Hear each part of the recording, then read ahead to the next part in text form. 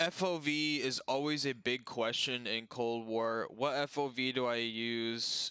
Why should I use it? And what are the differences? This video is going to explain exactly that. So just watch the video. Don't forget to subscribe. Only 1% of you guys are actually subscribed to the channel. That's really depressing. Hit that sub button. Let's make it 2%. Alright guys, enjoy the video. If you have terrible FPS in this game, the first thing you're going to want to do is I would say, put it at 90 or 80. Okay, this is gonna be really close. Why this gives you more FPS?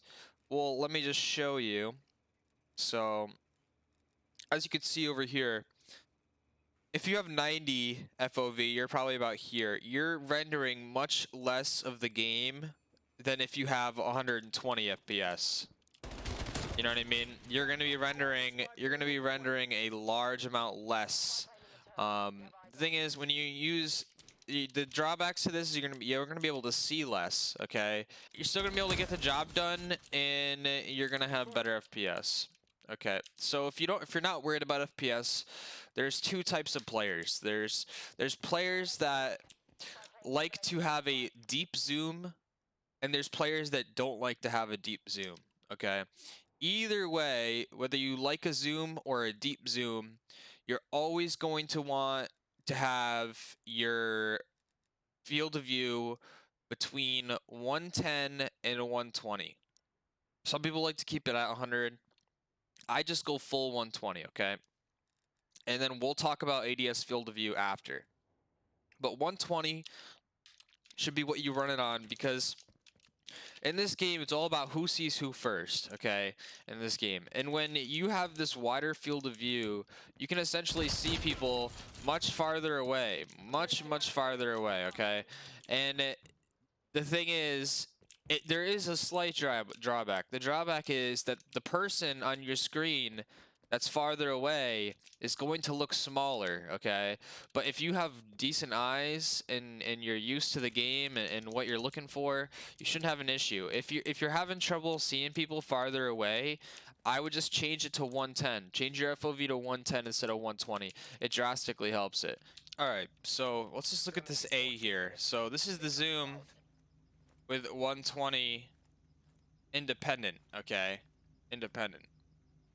Now let's take a look at the zoom with 120 affected. Okay, so as you could see a lot more around the A in affected, and this is because when you zoom in, you're zooming in into a 120 FOV. When you're zooming in on independent, you're zooming in into a smaller FOV, so it's going to zoom you in farther. Now, there's benefits to both of these, but I personally use the affected FOV because I'm a type of person who likes to run and gun and get up close and personal and mow down multiple people and transfer my crosshair to multiple enemies. So recoil control also in affected is changed. So the recoil control is a lot easier to maintain in affected than it is in independent.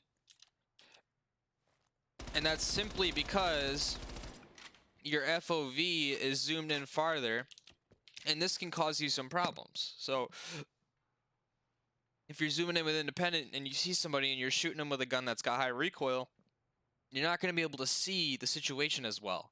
If you're using affected and you have a gun that has high recoil and you're shooting them with it, you're going to be able to see the situation and see where your bullets are going so that you can adjust your recoil accordingly.